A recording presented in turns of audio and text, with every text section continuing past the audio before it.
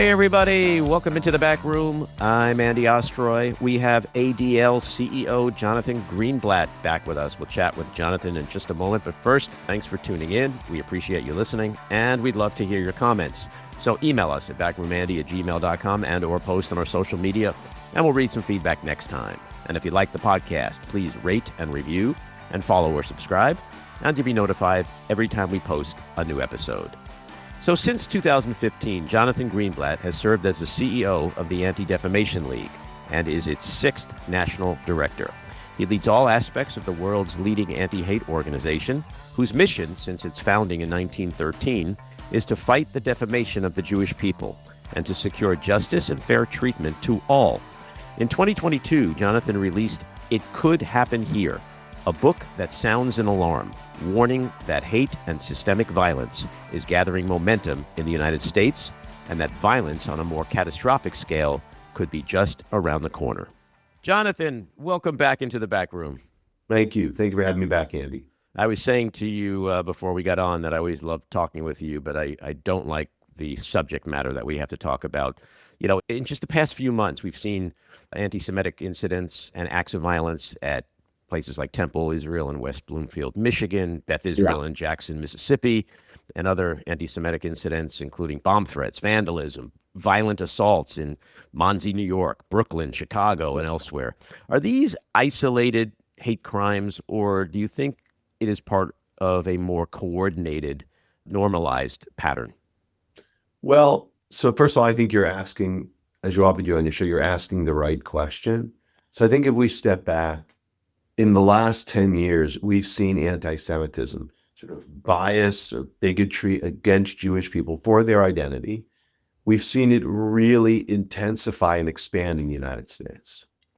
So a decade ago, we had 940 some odd acts of anti-Semitism that we tracked at ADL every year. Last year, 9,300 and change. So a 10x increase in acts of harassment, vandalism, or violence. Now, sometimes this bias, this bigotry comes in the form of people hating Jews for their religion. Sometimes it's hating Jews because they're not white or they're a different race. Sometimes it's hating Jews because of their Jewish state. But you see a kind of conspiratorial scapegoating of Jews and a kind of dislike that moves from just sort of a casual, animus to actually something kinetic. So, for example, last year, the year 2025, it was the most violent year against the Jewish people in decades worldwide. Mm-hmm. We had the shooting in Washington, D.C. 2 people were killed outside the museum. We had a firebombing of an elderly Jewish woman in Boulder, Colorado. She was burned alive. We had 2 people killed in a car ramming attack on a synagogue in Manchester, England. And then, of course, 15 people gunned down at a menorah lighting in Sydney, Australia. So taken together against that backdrop, you see, again, sort of a casual dislike of Jews mutating to something kinetic.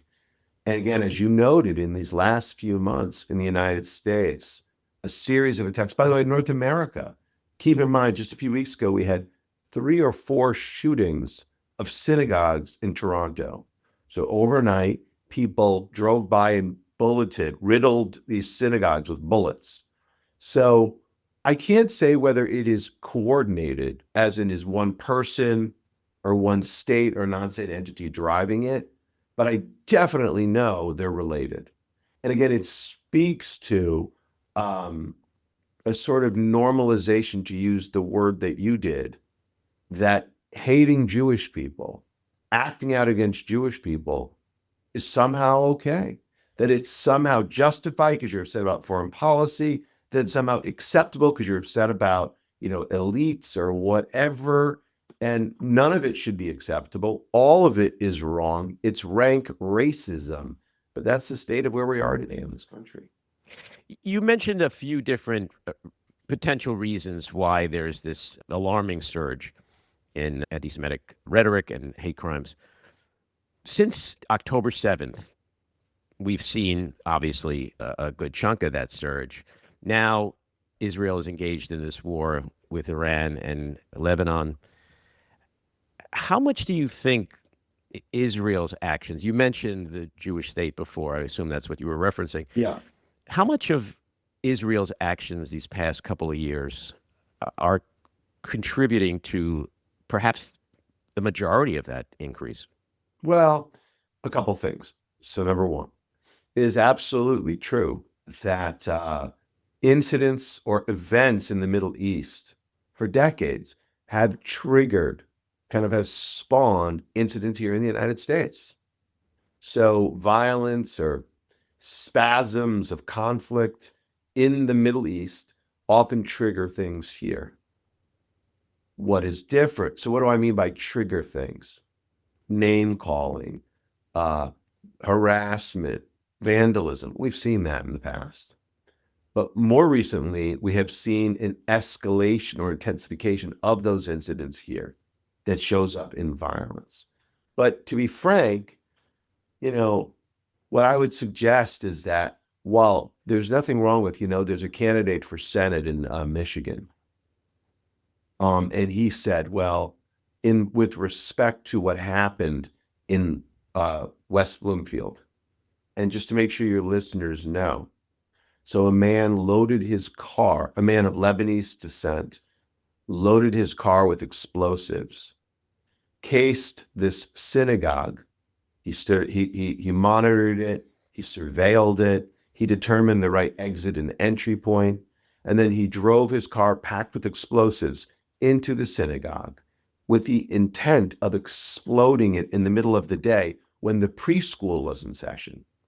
There were some 140 children, let alone staff and teachers, but 100 or whoever else, but 140 children in the school. His intent was to blow it up to maximize the casualties. Now, later it came out that this man who was a naturalized citizen, again of Lebanese descent, had lost family members, specifically a brother in Lebanon, in the recent spasm of violence. And this this candidate for political office, he's running for Senate, the Democratic nomination for Senate. He said, well, I understand. I'm paraphrasing for not exact words. I understand because he was upset about losing a relative in the fighting. He compounded it by saying, hurt people do hurt things. Okay, so let's step back. His brother was killed in the conflict. His brother was a commander in Hezbollah, a foreign terror organization committed to destroying the Jewish state and murdering the people who lived there. Hezbollah has the blood of hundreds of Americans on their hands, having blown up Marine barracks and other U.S. facilities and kidnapped and killed U.S. officials, let alone Israelis, let alone other civilians over the decades. And again, his brother was a commander in Hezbollah. Now, why is this relevant? Well, it's relevant because there are lots of examples of conflict and people being upset about what's happening overseas. You think about, as a journalist, you might appreciate this, the murder of Khashoggi a few years ago by the Saudi government. No one thought, I'm upset about Khashoggi, therefore I am going to try to blow up, an Islamic center, or vandalize a mosque, or attack people who are Saudi or of Arab ethnicity or whatnot. No one would think that would be okay. And by the way, again, we can be very upset about what's happening right now in Iran or whatnot, but think about the Syrian civil war. Think about the Sudanese civil war. Think about all the conflicts that have racked the world. When the COVID-19 virus took place, how many people died of COVID-19, Andy? I don't know. My guess would be hundreds of thousands of people. I think it was over 1 million here in the United States. Over 1 million. It is also certainly true, and we know this, that it originated in the Wuhan province of China. And we know that President Trump would remind us of this in his first term by calling it the Wuhan flu and the Chinese virus, et cetera, et cetera. And we know that we saw Asian American people who perceived to be Chinese, attacked in broad daylight. People legitimized it because they were upset about that.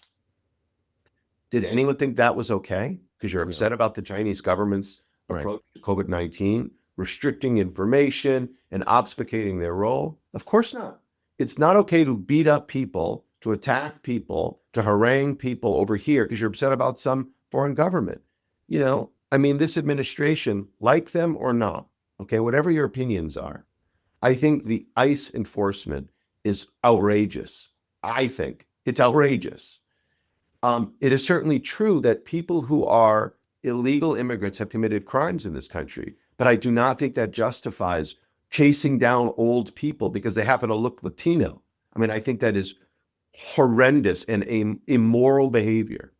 But again, it's certainly true that has sometimes happened. So I'm using these analogies and drawing these examples because while you can be upset about how the Israeli government is prosecuting that war, like you can be upset about how the Iranian government has murdered tens of thousands of Iranians, but nobody would say, therefore, it's okay to go blow up an Iranian restaurant or go kill Iranian people. So there's a double standard here, Andy, that we see applied again and again and again, where hating Jews and attacking Jewish targets is normalized because people are hurt. And I would suggest that's never normal, not under any circumstances. Yeah, there's always been a double standard. There's always been outrageous hypocrisy when it comes to Jews and Israel. And my question wasn't to litigate the rightness or wrongness of what Israel is or isn't doing, because there's passionate takes on both sides, as there always will be. It was just more just like observationally, it seems like the events of the last couple of years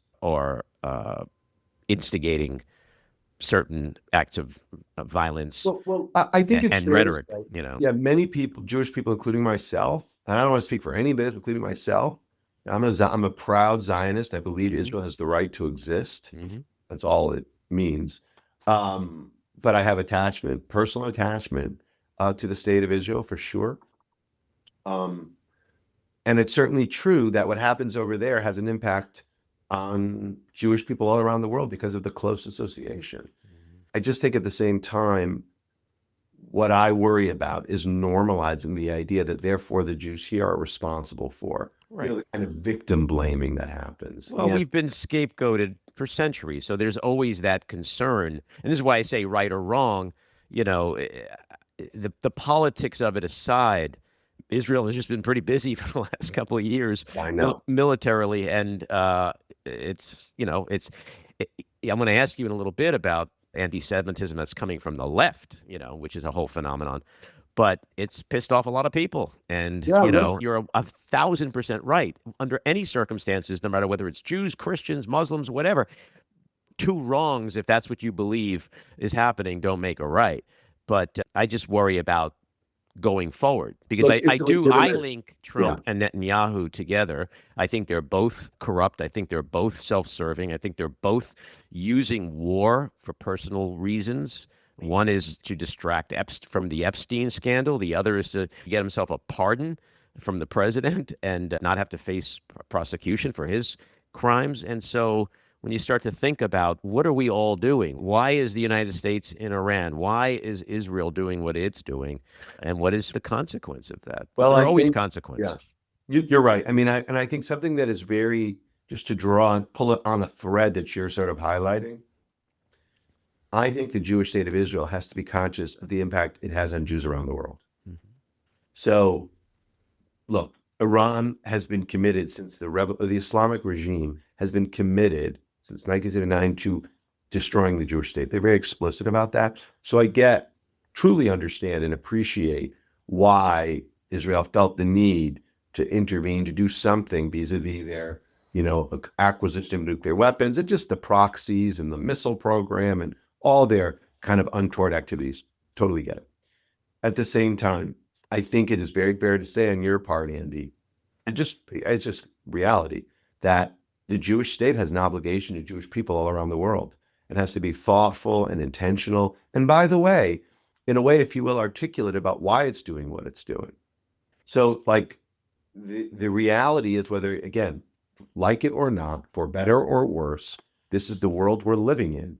And the close association and passion people like me and maybe like you have for the Jewish state means the people who govern the Jewish state need to be attentive to them. Mm-hmm. More than half of American Jews report experiencing anti-Semitism in the past year, with many of them facing harassment or assault. How should policymakers, legislators, distinguish between protected speech and rhetoric that crosses into that dangerous incitement area? It's a great question. Look, the ADL has been fighting hate for over 100 years. And I would tell you the tool that we've had, and that we've had as Jewish Americans, all Americans, much of it is the First Amendment.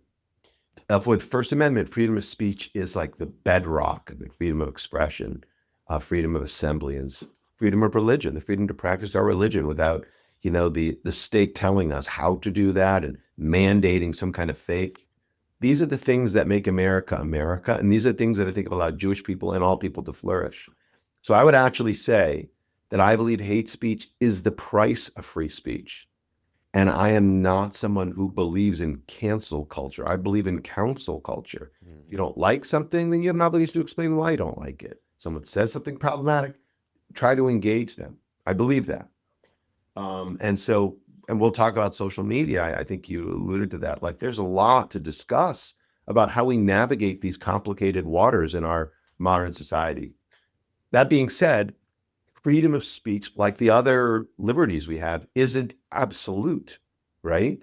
So you may or may not like the Second Amendment, but Americans, the courts have found that they have the right to bear arms. Now, do they have the right to have a Sherman tank in their backyard, like an Uzi machine gun? No, they don't. And do we have free speech? Absolutely, we do, but we don't have the freedom to slander people, right? If you slander people, you can be sued for that. We have the right of free expression, but we don't have the right to incite violence against someone. Making a threat is not protected speech. So I believe in the First Amendment, and I believe that that hate speech, the speech we detest, is the price we pay to live in a democracy. And yet, standing in front of a synagogue while people are walking into worship and spitting on them and telling them you're going to kill them, that's violative. We've seen that happen. So how do we navigate that? Well, number one, I think as it relates to public spaces, like, we need what I'll call buffer zones. So what does that mean?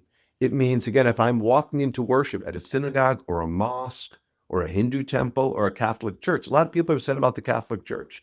A lot of people are upset about policies of prior, papal leadership and how they handle sex abuse and other sort of scandals. I get that with good reason. But I don't think that means you should be able to stand in front of the entrance. People are walking into mass on a Sunday morning and, again, threaten to kill the worshipers. So buffer zones would create space in front of houses of worship so people can express their opinion, but do it at a distance that doesn't impede the ability of individuals to go in and practice their religion. Those don't exist today?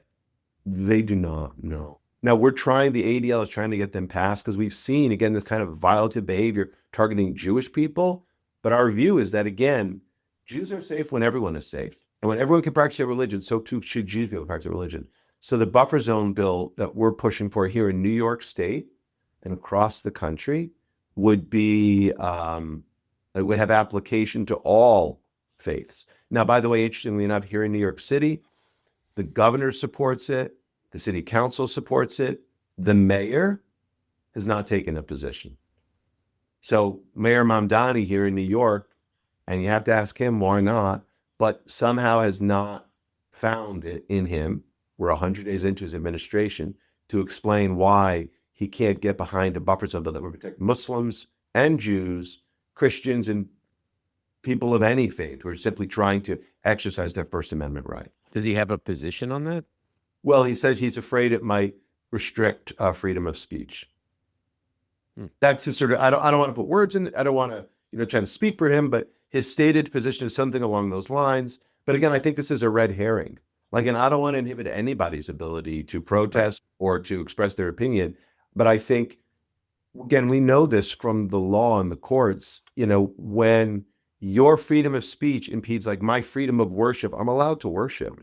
You can still have your speech, just have it over here so that I'm still able to worship. And that's all we're talking about here. Yeah. Well, but the anti-Israel crowd has said, a lot of people today confuse their freedom of religion with the ability to discriminate against others, to use the First Amendment as a justification for inciting rhetoric. So it's like everybody has their own version of the Constitution these days.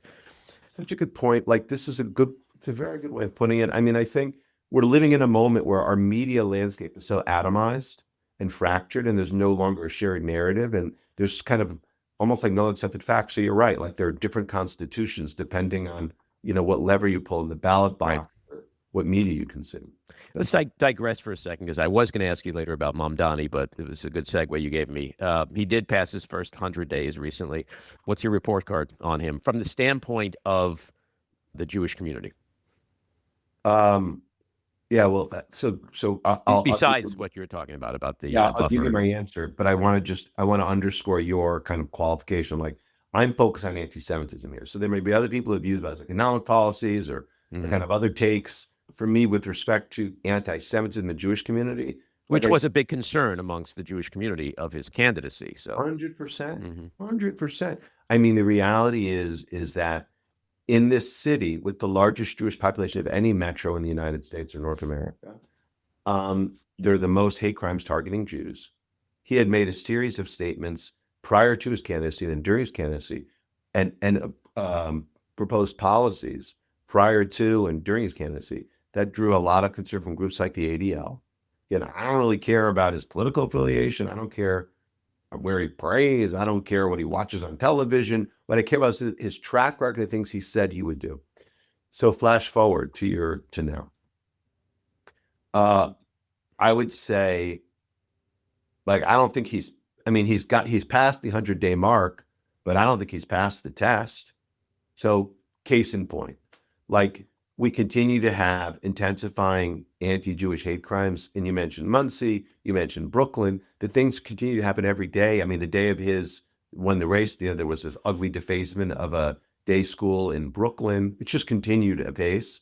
We've seen no new policies from him, though we did see on his first day, he canceled the Adams administration's their adoption of the IRA definition, which is the standard definition of anti-Semitism, is pretty milquetoast. He canceled that. He said that he's going to try to implement the boycott, divestment, and sanctions approach in government, which would, again, boycott the state of Israel, which I understand we just talked about. People have strong feelings about the state of Israel, but we've seen repeatedly that adopting BDS ends up discriminating against Jewish businesses broadly and Jewish people, not just Mhm. the Jewish state. Um, while he has not disbanded the special response team that was set up in response to hate crimes, he continues to threaten to do so. Um, and I think he's created an environment where Jews simply feel very, very vulnerable with good reason.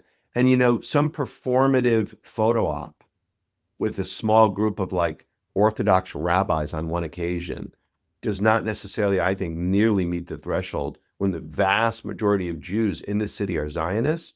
The vast majority of Jews in this city are secular. The vast majority of Jews in this city are alarmed.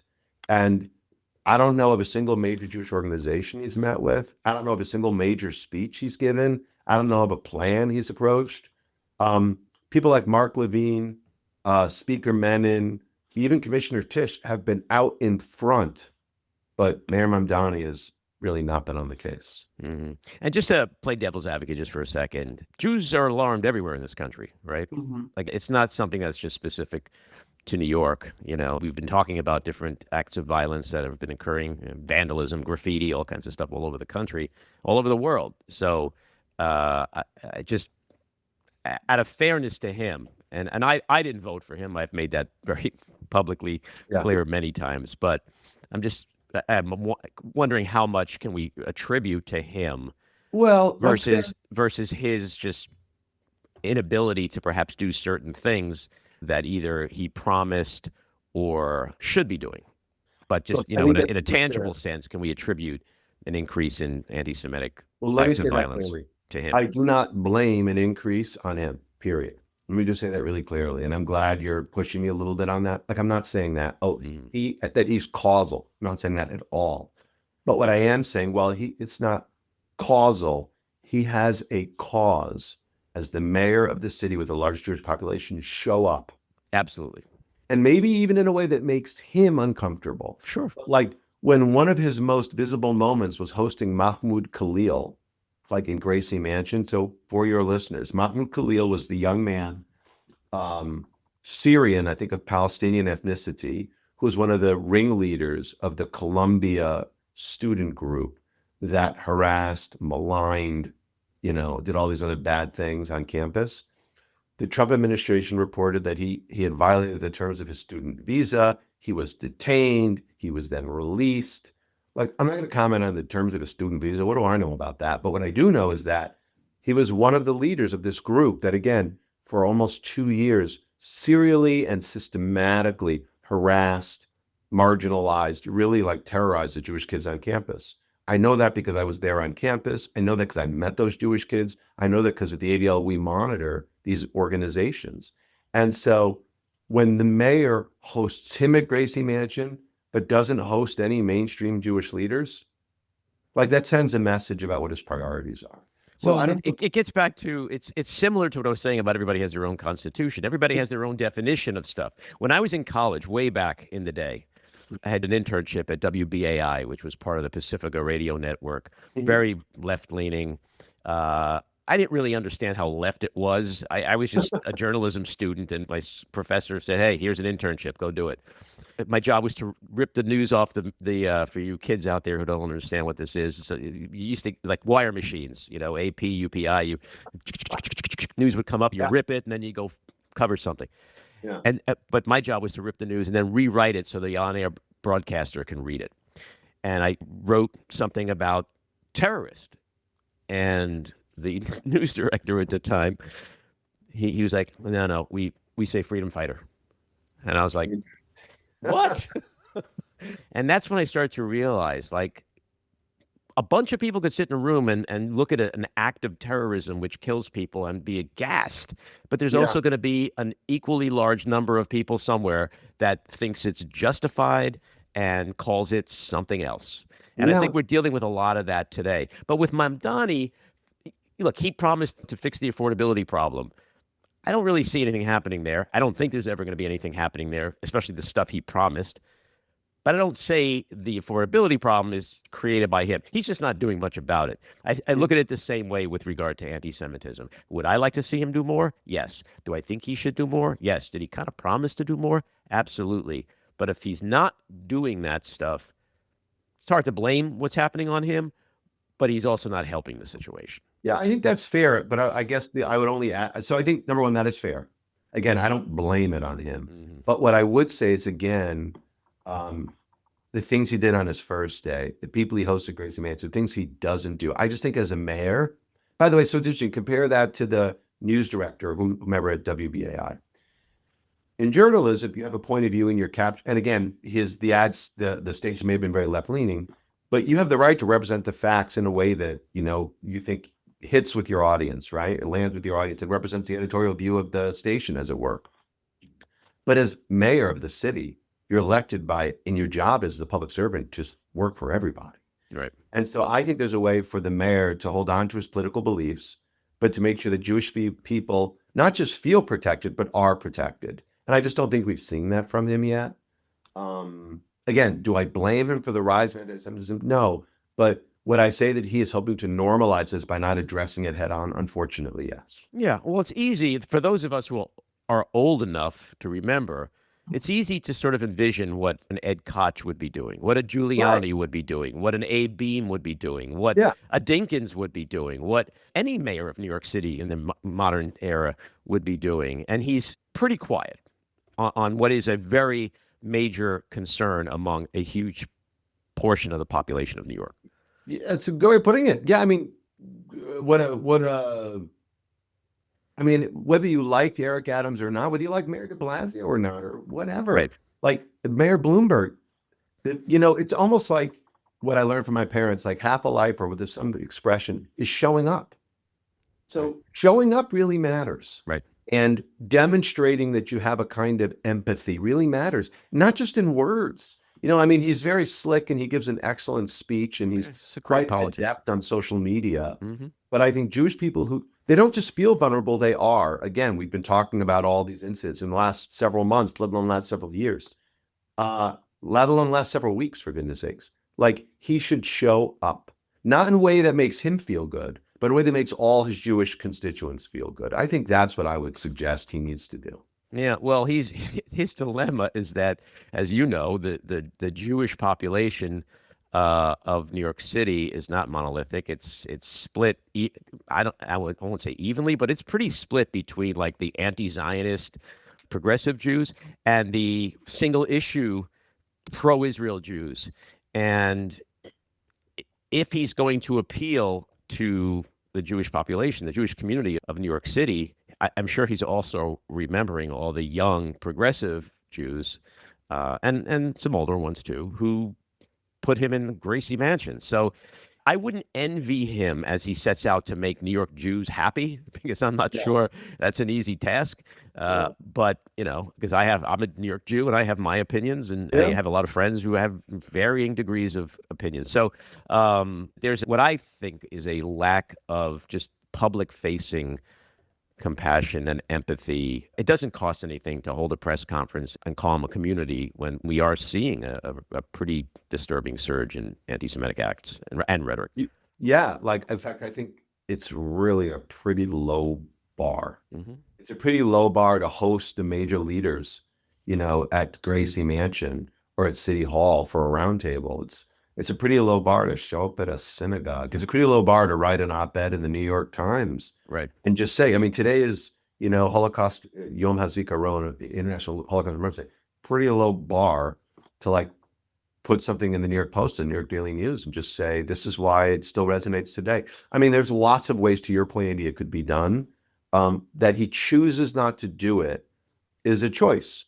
And I wish you were doing it differently. But in fairness, again, like you said a minute ago, he was elected. He's the mayor. We got to work with him, whether we like him or not, Mm-hmm. whether we vote for him or not. He's the mayor, and we got to look. I'd like him to be successful because when he's successful, like the city is successful. I do, and the fact that he's failing, in my opinion, is bad for us as New Yorkers and for the city itself. You recently released a report on Meta, Instagram, and anti-Semitism. Tell us about that and some of the stats that you cited in that report. Well, so look, I mean, I think we know that for many years, social media has been a super spreader of anti-Semitism and bigotry of all kinds and really extremism. And if you were to look at social media again as a super spreader, I would say that Facebook has been the front line in fighting hate. But over the years, Instagram has taken up a bigger and bigger share, not just market share, but mind share, particularly with young people, really with a broad audience. More than like a TikTok? Well, I think the short answer is yes. So Instagram and Meta overall has like 3 billion daily average users. And so the scale is just astronomical. Even from a revenue perspective, the company earned last year, like you're sitting down, $200 billion in gross revenue. Mm-hmm. I mean, this is a behemoth, and 95+% is from advertising. So this is a behemoth of gargantuan proportions with an I think the largest user base of any social media service. And short answer is that in a world where advertising is your core thing, you better make sure it's safe and it works. Just like if you have a car, you better make sure it has seatbelts, right? If you have a food product, you better make sure there's a label on it so people know what they're eating so they don't get killed by some allergen or whatever. And Facebook in January of 2025 pulled back on their moderation policies broadly. I said Facebook, I meant Meta, including on Instagram. So they have terms of service, so we're clear. Like violative speech is not allowed on the platform that targets individuals because of their race or religion or sexual orientation. But our research shows that they have failed to, their pullback on moderation means they're not even enforcing their own policies. So let me give you some examples. And we looked at hundreds of posts, accounts, you name it. Like, for example, Nick Fuentes. So he's a very well-known, really revolting neo-Nazi social media influencer, but is banned from the platform, which I don't think you don't get much credit from me for banning Nick Fuentes. I mean, it's kind of common sense. So, but whereas they banned him, we found hundreds of accounts that continue to push out his videos. So whereas his account isn't there, we found accounts with well over 1 million followers pushing out his Groyper videos on a daily basis. So Fuentes continues to populate and propagate his poison on Instagram, despite this sort of cosmetic kind of policy that they've taken. They're not even enforcing their own policy. They get over 100 accounts with millions of followers pushing out Nick Fuentes garbage every single day. It's not just Nick Fuentes. So we found other posts and accounts promoting foreign terror organizations, the groups that the State Department and the U.S. government generally has recognized for their or sanctioned for their role in killing Americans. We found accounts with hundreds of thousands of followers. We found one group, it's called the PFLP, the Popular Front for the Liberation of Palestine. Like these are old line Marxist terrorists, again, whose pastimes include blowing up buses of Jewish people and murdering elderly Israelis. I mean, pretty gross stuff. Hundreds of thousands of followers. Still found all their stuff up on Facebook. We found ISIS videos, like essentially snuff films, still up. I keep saying Facebook, Instagram. This was just looking at Instagram. We found one vendor selling Nazi merchandise on Instagram with well over 3 million views. So it's hard to square how the company Meta allows on Instagram, which is directed at young people, again, among its most popular products, they have a set of policies they're not even enforcing. And that allows for this kind of, again, I use the word poison because it really is designed to undermine and persecute a small group of people. Why they allow this, I don't know. So the lack of effective policy enforcement is a problem, especially when you think about like something like 80% of American adults use it. So this has wide reach, Andy, and it's really quite disastrous. Well, as you know, Meta has been on the hot seat legally all over the world for what its algorithm does or doesn't do, and it's starting to be held accountable. It was just a case in this country with a young woman, I believe, who, Yeah. attributed her depression and Yeah. stuff like that to Meta. Do you see this problem as more of a problem in the Jewish community with anti-Semitism, or is it just rolled up as part of what everybody sees and hears and reads about what Meta is being held accountable for all over the world, politically, with regard to depression, with regard to anti-Semitism, et cetera? I think it's a good question. I think both those things actually can be true at the same time. So let's acknowledge that Jews are especially vulnerable, right? Jews are, despite our small numbers in the United States, we're 7 million plus in a country of 340 million people. And yet we're the most, if you look at the FBI data, the most attacked, singled out and attacked or vulnerable group for religious-based hate crimes. We're 15% overall of the total number of hate crimes in this country. So Jews are particularly vulnerable. We're just talking about, again, Jackson, Mississippi, West Bloomfield, Michigan, New York City. That being said, yeah, it is also safe to say that Instagram, again, half of 13 to 17-year-olds use Instagram, 50%. They have a public safety problem in general. They have a kids problem in general. They have teen accounts which are aiming at children. And as you said, they're being held responsible now for depression and for other issues in the courts. So they have a and they've made commitments about how they're going to preserve public safety, but they're not living up to their commitments. So I would say that, yes, Jews are particularly vulnerable, but this is part of a bigger problem of Instagram and Meta in general, where their products are kind of like, cigarettes, that they've been found, while people might enjoy them, they've been found to be deleterious to individuals and to public health generally. That's where we are with these companies. And I guess my view on this is that if the company, again, if you want to buy cigarettes, there are warning labels on the cigarettes and there's age restrictions on cigarettes and so on and so forth. We can argue about whether they're enforced effectively by retailers, but that's the truth. We need the same thing here. We need the company to reinstate effective moderation to prevent this violative content from happening. We need the company to commit to providing transparency about their user experience. They don't do the kind of reporting, Andy, that you would think they'd be responsible for, considering their size and their measure. And they have eliminated researcher access. So they don't allow third parties like ADL anymore to access the data. And I would suggest, while I understand the company has proprietary data, third parties like ours, watchdogs, need to be able to access some of that information so we can make informed recommendations to the public. But here's the final point. Here's the final point. As a parent, I care about this. As someone focused on, fighting anti-Semitism, I care about this. But I'm also a shareholder. Many of us are. Mhm. I invest in stocks and exchange traded funds and mutual funds and so on and so forth. And look, as we said at the top, $200 billion business, it's all advertising. And yet I would suggest that not enforcing their own policies, getting rid of moderation, puts not just children at risk, it puts their advertisers at risk. You don't want your, P&G or Kraft or Pepsi or McDonald's doesn't want their ads flighted up against neo-Nazi merchandise, right? Or terror content.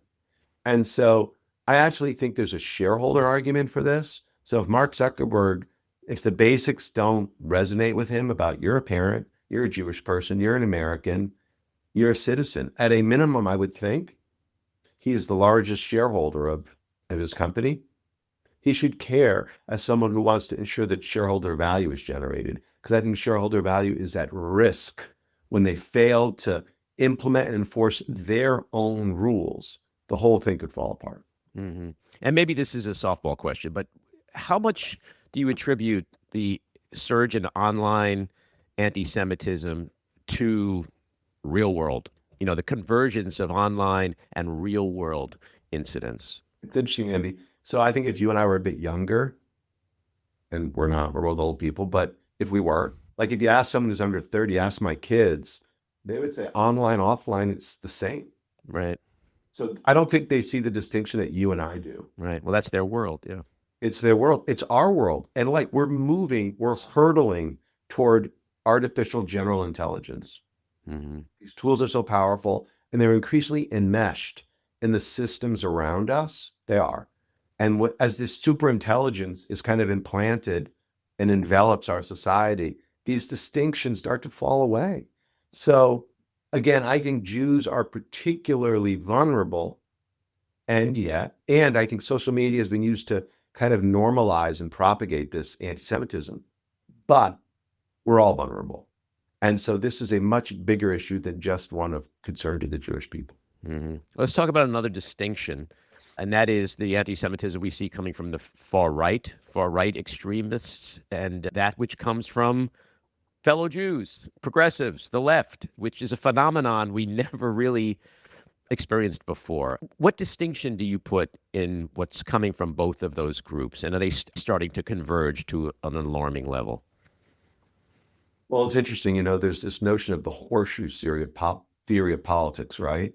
The political spectrum isn't sort of a line like this, 180 degrees. It's more like a circle like this, it's a 355 degrees. And up here, the extreme right and the extreme left kind of get close to each other.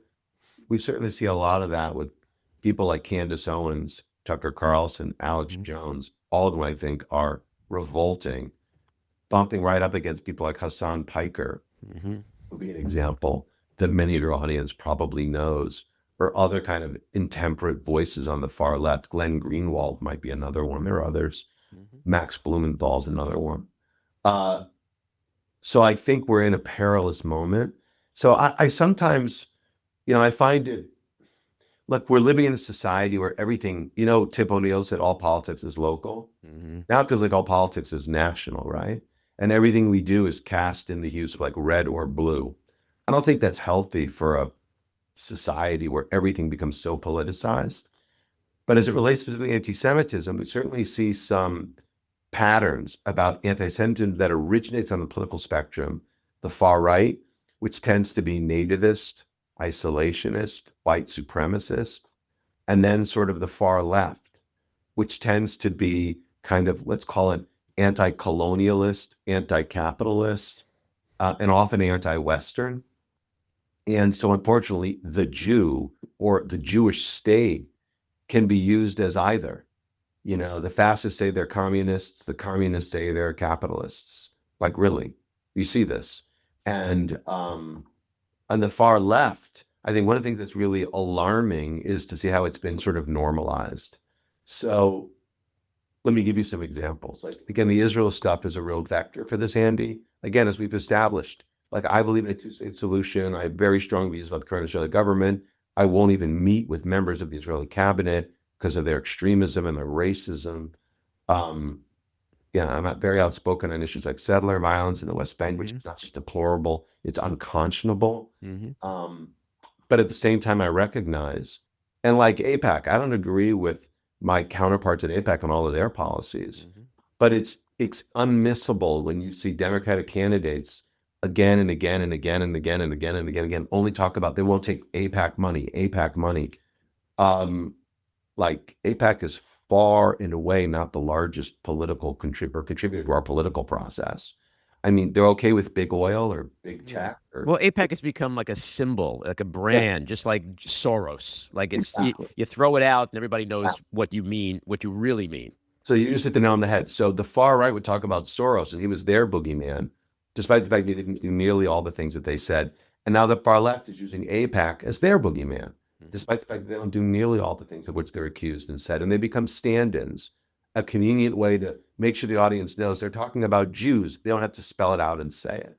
Right. Now, look, there are Jewish people who don't like some of the things that Soros funds. I get that. Like there are Jewish people who don't agree with everything APAC does. I get that too. But if you don't recognize like the reality that the constant drumming of these things into the public conversation is intended to make a different point, then I think maybe some people, they're not paying attention. Yeah. Well, the most important thing that we can all discuss is fixing this problem, this crisis that is surging. The Missouri State Senate just unanimously passed an anti-Semitism bill. What are your thoughts on how effective it will be? And is it the kind of bill that you'd like to see adopted in other states? Well, I'll tell you what, I don't know all the specifics of the new Missouri bill. I still haven't read it, but I'm aware that it was passed. And it does things like use this kind of IRA definition of anti-Semitism.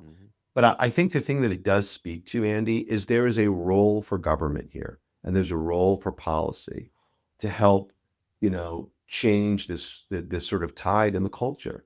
Now, we need to be careful. Again, I'm not someone who likes any government overreach, whether it's at universities or legislators or whatnot, but there are things it can do. So let me give you some examples. Number one, just use, again, a commonly recognized apolitical definition of what is anti-Semitism. So there's some government standard by which this thing is being judged, rather than every politician choosing their own way of defining it. Number two, things like buffer zones. So Jewish people, and by the way, I'll just say a lot of this is specific to anti-Semitism that has broader application.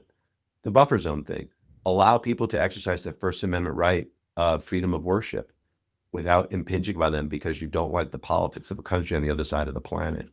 Number three, anti-masking laws. So we've been a real proponent of this too. The ADL fought for masking laws in the 1950s when members of the KKK paraded down streets in the South to intimidate Black people. Today, they might be wrapping their faces in keffiyehs or white supremacist bandanas.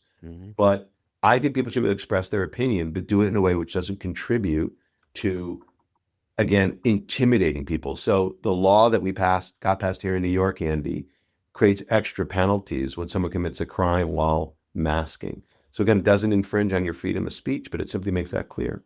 Number four, unfortunately, we live in a world today where synagogues, because of the threats we've been discussing, require more security provisions than other houses of worship. I think the state has an obligation to provide funding to allow, again, Jews or other people to exercise their freedom of religion. So funding from the state for grants that allow synagogues to have the right, alarm systems and guards and protections are actually kind of important. We saw it in West Bloomfield. We saw it in Jackson, Mississippi. We've seen it again and again. So I think that's important. So again, if you think about it, define what anti-Semitism is. Make sure you have hate crimes laws on the books, buffer zones, anti-masking laws, and nonprofit security grants. All of this can help address rising anti-Semitism. It also can have application to other minorities. But at the end of the day, I'll just say we ultimately need change in our culture because, again, government's not going to solve all our problems. And so we talked about social media. I think that federal government has an obligation to just hold social media to the same standards they hold traditional media. There's a loophole in our policy called Section 230 that they could plug and it would change it overnight. I think our education system needs to be improved. So again, not with some sort of performative way, but I think at the same performative way, meaning, we're dropping in a one-time training course. But I think we should be teaching civics to our kids. I really do. Mm-hmm. I think we should be teaching Holocaust education to our kids. I think we really do. And I think if they learn some basics, not just reading, writing, arithmetic, but also basic kind of reality, that would be helpful as well. Mm-hmm. Just for a little bit of context, the Missouri bill basically requires public schools and universities to create policies which would bar anti-Semitic harassment, especially that which, disrupts students' ability to learn. And also there's provisions adding even broader anti-discrimination measures. And what I find inspiring is that this is Missouri, right? This is a red state with not a lot of Jews. Okay, so it gives hope that perhaps over time we can start to see more legislation, even though, as we were discussing before, there are critics of the Missouri bill because it infringes upon free speech and all that. But that gets back to the, my constitution is different than your constitution debate. But hopefully we will see more legislation which does implement into law a lot of the things you're talking about and some of the things that Missouri has enacted. And you're making a good point. Like, there should be, if you are prejudiced, even though we see racism against Jews or Black people, racism has no color. Like, right. If you're a Democrat or Republican or however you choose to politically affiliate, you should be against prejudice. So hats off to Missouri for taking a stand. I hope we see that kind of thing happening here in New York and in other states and across the country. It's long overdue. Jonathan, it's always insightful and informative to have you here. Come back again soon. I appreciate the thoughtful conversation. Thank you, Andy. All righty, take care. This episode was produced and edited by me, Andy Ostroy. It was co-produced by Maddie Rosenberg and Jen Hammoud for Radio Free Rhinecliff, with additional editing by Maddie Rosenberg, music by Andrew Hollander, and graphic design by Cricket Langell. And with a special thanks to our sponsor, The Epicurean. Again, thanks for listening. Please rate and review wherever you get your podcasts, and subscribe to the Backroom with Andy Ostroy YouTube channel, where you can watch full videos of our interviews. See you next time.